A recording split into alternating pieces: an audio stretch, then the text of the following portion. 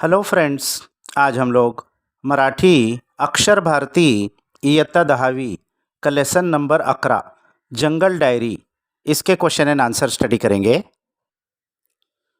प्रश्न 1, लेखकाने बिबड्याची ताजी पावलं पाहिल्यानंतरच्या कृतींचा घटनाक्रम लिहा। लेखक ने वो बिबड़ा यानी लेपर्ड के ताज़े पैरों के निशान देखे तो उसके बाद का फ्लो चार्ट लिखिए। उसके बाद क्या इंसिडेंट हुए एक के बाद एक। तो कुछ पॉइंट इन्होंने दिए हैं, बीच के कुछ मिसिंग है, वो हमको लिखना है। तो पहला इन्होंने दिया है जंगलाच्या कोपऱ्यात हालचाल जाणवली, जंगल के किनारे में कुछ हलचल महसूस हुई। सेकंड और थर्ड इन्होंने नहीं दिया है, तो सेकंड में आएगा मी सगळ्यांना हातानंच थांबायची खूण केली, मैंने सबको हाथ से ही रुकने का इशारा किया। और तीसरा, दूरबीन डोळ्यांना लावल्यावर ती हालचाल स्पष्ट झाली, दूरबीन आंखों को लगाने के बाद वो हालचाल साफ हुई, नजर आया क्या था। तो चौथा इन्होंने दिया हुआ है तिथं तेंदूच्या झाडाखाली बांबूमध्ये बिबड्या बसला होता, तो वहाँ तेंदू के झाड़ के नीचे बांबू के अंदर वो बिबड़ा बैठा था।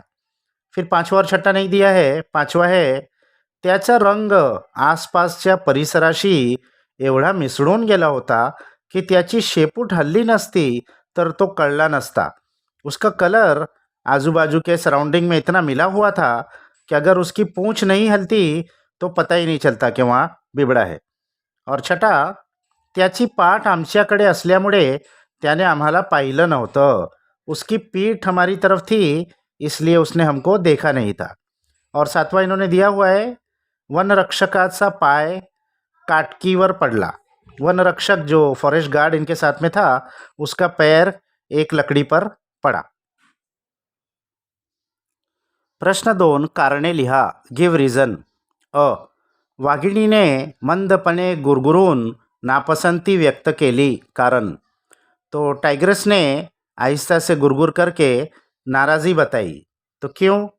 तो उत्तर, वाघिणीने मंदपणे गुरगुरून नापसंती व्यक्त केली कारण पिल्लांनी पाण्यात धपकन उड्या मारल्यामुळे तिच्या तोंडावर पानी उडाले होते, क्योंकि उसके बच्चों ने पानी में छलांग लगाई जिसकी वजह से उसके चेहरे पर पानी उड़ा था। आ, वाघिण पिल्लांच्या सुरक्षेबद्दल दक्ष होती, कारण वाघिन वो टाइग्रेस अपने बच्चों की हिफाजत के लिए बहुत अलर्ट थी। उसका रीज़न क्या था। तो उत्तर, वाघीण पिल्लांच्या सुरक्षेबद्दल दक्ष होती कारण लहान पिल्लांना इतर भक्षकांपासून खूपच धोका असतो, क्योंकि छोटे बच्चों को दूसरे जो भक्षक यानी खूंखार जानवर होते हैं उनसे बहुत खतरा रहता है। प्रश्न 3, विशेष्य आणि विशेषण यांच्या जोड़ियाँ लावा, यानी एडजेक्टिव और नाउन की जोड़ी लगाना है। बहुत सारे बॉक्स दिया है, इसमें हमको जोड़ी लगाकर लिखना है। तो पहला, वाड़क्या काटक्या, वाड़क्या यानी ड्राइड अप और काटक्या लकड़ियाँ, सूखी हुई लकड़ियाँ। दूसरा, खेड़कर पिल्लो, खेड़कर यानी प्लेफुल, पिल्लो यानी वो टाइगर के कब्स, तो खेड़कर पिल्लो प्लेफुल कब्स। तीसरा, दाट जंगल, दाट यानी डेंस, डेंस फॉरेस्ट। चौथा, तिखट कान, तिखट यानी एकदम शार्प, शार्प ईयर्स थे। और पांचवा, अनामिक दड़पन, अनामिक एक अननेम्ड और दड़पन एक भारीपना, तो एक अननेम्ड भारीपना था। प्रश्न 4, स्वमत, अपने ओपिनियन से आंसर लिखना है। अ, लेखकाला वाघिणीतील आईची झलक जाणवली, हे विधान पाठाचे आधारे स्पष्ट करा। लेखक को उस टाइग्रस में माँ की झलक दिखाई दी, इस स्टेटमेंट को इस लेसन के आधार पर क्लियर कीजिए। तो उत्तर, रात्र झाली, रात हुई, वाघिणीने पिल्लांना जांभळीच्या दाट झुडपात लपवले, तो टाइग्रस ने अपने बच्चों को जामुन के दाट झुडूप यानी डेंस झुडूप में छुपा दिया। म्हणाली, इथे गुपचूप रहा, आवाज करू नका, मी शिकार करून काही खायला मिळते का ते बघते, यहाँ चुपचाप रहो, आवाज मत करो, मैं शिकार करके कुछ खाने के लिए लाती हूँ। पिल्लांनी मान डोलावली व ती एकमेकांच्या अंगावर रेलत गुमान राहिली। बच्चों ने भी मुंडी हिलाई और एक दूसरे के ऊपर लौटने लगे। वाघीण झुडपांबाहेर आली, वाघीण उस झुडूप से बाहर आई, तिने चौफेर संरक्षक नजर फिरवली व निश्चित होऊन मार्गास्थ झाली। तो उसने चारों तरफ हिफाजती नज़र से देखा कोई खतरा तो नहीं है और फिर अपने रास्ते पर गई. रात्रभर जंगलात फिरून एका सांबराचा शिकार करून ती परत पिल्लांजवळ आली. रातभर जंगल में घूमकर एक सांबर, जो एक हिरन का टाइप होता है, उसका शिकार करके वो वापस आई बच्चों के पास. आईची चाहूल लागताच सर्व पिल्ले तिच्याकडे झेपावली. माँ की आवाज़ सुनते ही सारे ही बच्चे उसकी तरफ लपक कर आए. तिला बिलगू लागली. उससे गले मिलने लगे. छान शिकार केलाय बाळांनो, आपण खायला जाऊया हाँ. तो बच्चों से कहा उसने, मैंने बहुत अच्छा शिकार किया है, हम खाने जाएंगे. असे म्हणत वाघीण पिल्लांना चाटू लागली. ऐसा कहकर वाघीण बच्चों को चाटने लगी. जरा वेळाने ती पाण्यात शिरली. थोड़ी देर से वो पानी में उतरी. पिल्लांचा आनंद गगनात मावेना. बच्चों की खुशी आसमान में नहीं समा रही थी. ती नाचू लागली. वो नाचने लगे. खेळू लागली, खेळने लगे. त्यांनीही धपाधप पाण्यात उड्या मारल्या. उन्होंने भी जोर जोर में पानी में कुदी लगाई. या प्रसंगातून आईची माया, प्रेमळपणा, शिस्त, सुरक्षा, काळजी या मातृगुणांची वाघिणीमध्ये झलक दिसते. तो इस इंसिडेंट से माँ की ममता, प्यार, शिस्त यानी डिसिप्लिन, सुरक्षा यानी हिफाजत करना, काळजी, फिक्र करना, ये जो माँ के गुण होते हैं ये वाघीण में हमको दिखते हैं. वाघीण व पिल्ले यांच्यातील जिव्हाळा प्रत्ययाला येतो. वाघीण और उनके बच्चों का जो प्यार है वो सामने दिखता है. अशा प्रकारे लेखकांना वाघिणीतील आईची झलक जाणवली. इस तरीके से लेखक को वाघिण में माँ की झलक दिखाई दी.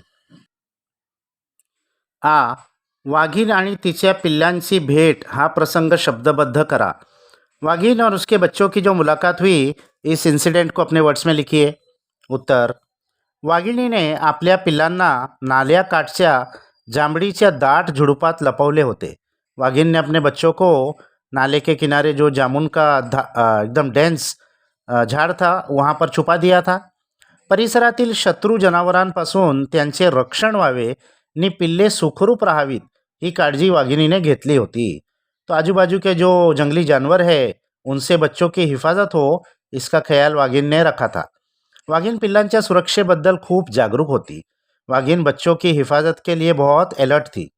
रात्रभर जंगलात फिरून वाघिण आली तेव्हा आईची हाक ऐकताच लपलेली पिले तिच्याकडे आनंदाने झेपावली. रातभर जंगल में शिकार करके माँ आई तो उसकी आवाज़ सुनकर सारे ही बच्चे उसकी तरफ लपके. वाघिण पाण्यात बसली तेव्हा पिल्लांच्या आनंदाला उधाण आले. वाघिण जब पानी में बैठी तो बच्चों की खुशी का कोई ठिकाना नहीं रहा. यावरून पिल्लांचे आईवरील असीम प्रेम दिसते. इससे बच्चों का अपने माँ के कितना प्यार था वो नज़र आता है. सगळ्या पिलांनी पाण्यात उड्या मारल्या व त्यांचा दंगाधोपा सुरू झाला. सब बच्चों ने पानी में छलांग लगाई और उनकी मस्ती शुरू हो गई. जरा वेळाने केलेली शिकार पिलांना खाऊ घालावी म्हणून वाघीण पाण्यातून उठली व चालू लागली. कुछ देर के बाद जो शिकार उसने किया था वो बच्चों को खिलाया जाए, ये सोचकर वाघीण पानी में से उठी और चलने लगी. तशी तिच्या मागे 2 पिल्ले निघाली तो उसके पीछे दो उसके बच्चे गए. 2 अजून पाण्यातच खेळत होती. 2 और पानी में खेल रहे थे. वाघिणीने परत वळून त्या दोघांना बोलावण्याचा आवाज काढला तशी ती पिले तिच्या मागे पळत सुटली. तो वाघिन ने पीछे मुड़कर उनको बुलाने के लिए एक आवाज़ किया तो वो दोनों बच्चे भी दौड़कर उसके पीछे लपके. तो ये इंसिडेंट था वाघिन और बच्चों का. डायरी लिखणे हा छंद प्रत्येकाने जोपासावा याविषयी तुमचे मत लिहा. डायरी लिखना ये हॉबी हर एक जन अपनाना चाहिए. इस बारे में अपना ओपिनियन लिखिए. तो तर आपल्या जीवनात आपल्याला अनेक तरह तरह से अनुभव येतात. हमारी ज़िंदगी में हमको अलग अलग एक्सपिरियंस आते हैं. वेगवेगळ्या घटना व प्रसंग घडत असतात. अलग अलग इन्सिडेंट्स हमारी ज़िंदगी में होते रहते हैं. आपण या घटना प्रसंगाचे साक्षीदार असतो. हम इस इन्सिडेंट्स के गवाह होते हैं.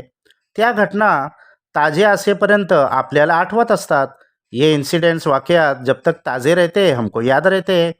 कालांतराने काही प्रसंग आपण विसरून जातो. वक्त गुजरने पर कुछ बातें हम भूल जाते हैं. एखादी घटना आठवलीच तरी ती तंतोतय लक्षात राहत नहीं. कोई एक पुरानी वाक़या अगर याद भी आया तो सही सही से हमारे दिमाग में नहीं रहता है. प्रत्येक क्षण भूतकाळात जमा होत असतो. हर एक पल पास्ट टेन्स में जा रहा है. विशेष प्रसंगातील असे अनमोल क्षण जपून ठेवायचे असतील तर दररोज डायरी लिखने आवश्यक है। अगर पुरानी बातें हमको याद रखना है खास मौके, तो हमको डायरी लिखना ज़रूरी है। दररोज डायरी से लिखाण केले तर विविध अनमोल क्षण आपल्या डोळ्यांसमोर ताजेतवाने होत राहतील। हर रोज़ अगर हम डायरी लिखेंगे तो ये जो पुराने मेमोरीज है ये हमारे सामने ताज़ा रहेंगे। शिवाय सातत्याने डायरी लिहिल्यामुळे आपल्या आयुष्याचा आलेख आपल्याला अभ्यासता येईल। और इसके अलावा अगर कंटिन्यू हम डायरी लिखते रहेंगे तो हमारी ज़िंदगी के पूरे वाक़यात हमारे सामने हम कभी भी स्टडी कर सकते हैं। म्हणून डायरी लिहिणे हे प्रत्येकाने जोपासावे। इसीलिए डायरी लिखना ये हॉबी हर एक को ज़रूर अपनानी चाहिए। तो यहाँ ये क्वेश्चन आंसर्स ख़त्म हो गए। इसको अच्छे से अपने बुक्स में लिख लो। नेक्स्ट वीडियो तक बाय बाय। ये कुछ भाषाभ्यास के क्वेश्चंस हम यहाँ दे रहे हैं, इसको भी आप लोग स्टडी कर लो।